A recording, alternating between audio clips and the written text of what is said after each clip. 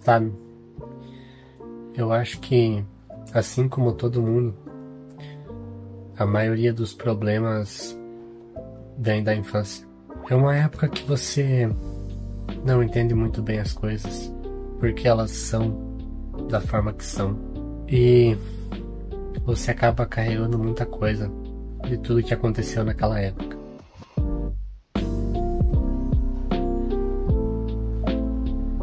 Eu vou iniciar um novo quadro nesse canal, contando como foi a minha história, a minha trajetória e todo o caminho, todo o vale da sombra e da morte que eu passei até o dia de hoje.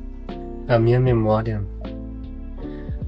da infância é muito vaga, então eu vou reunir tudo isso em um vídeo só. A primeira data era no início dos anos 2000.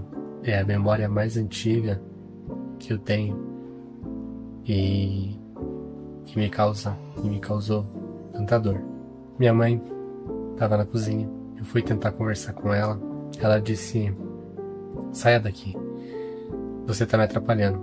Eu lembro que eu só queria conversar com ela, e eu vejo que desde então, desde esse dia, que era, eu sei que foi entre 2002 e 2005, e desde esse dia eu lembro de não ter tanto diálogos profundos assim com ninguém, principalmente na minha família. Foi como se a minha capacidade de comunicação ali fosse totalmente podada.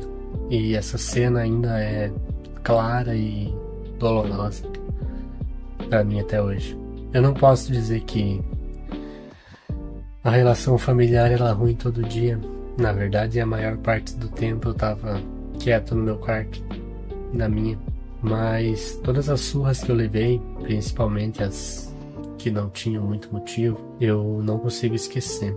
E eu fui acumulando muita raiva, muito ódio pelo meu pai.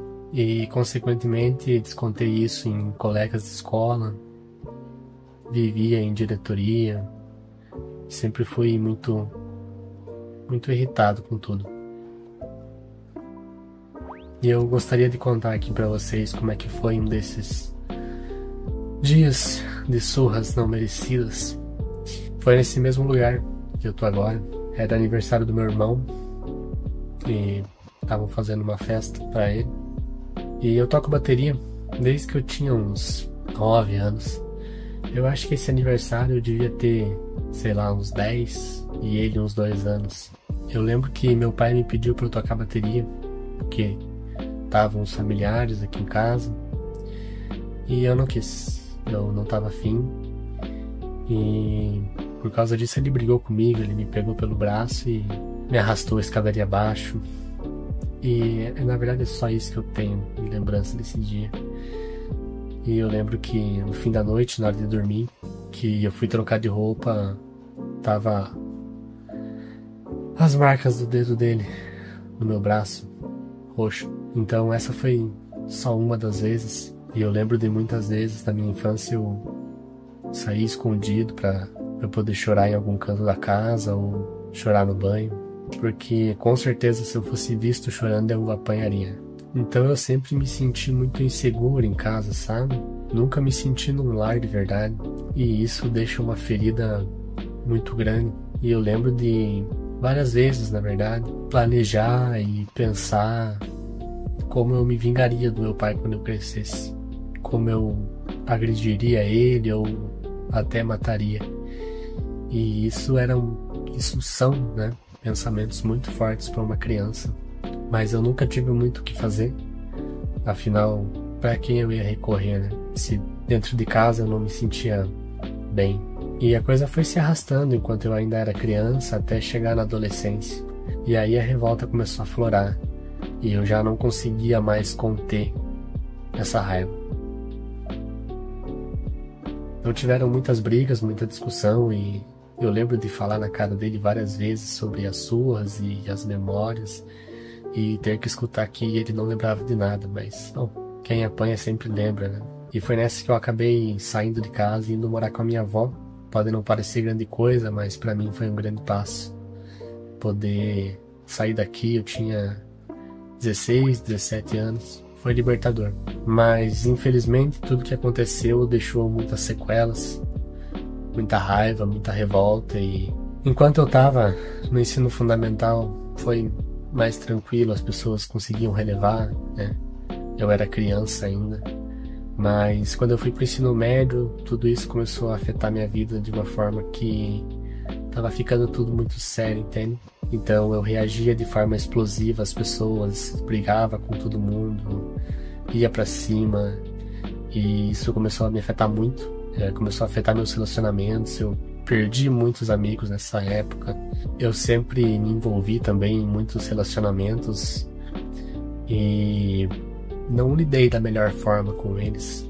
Sempre fui uma pessoa muito ríspida, muito grossa, tratava mal as pessoas na maioria das vezes. E eu sei que o fim do ensino médio foi muito difícil para mim. Teve um episódio, logo antes de eu me formar, muito grande de difamação.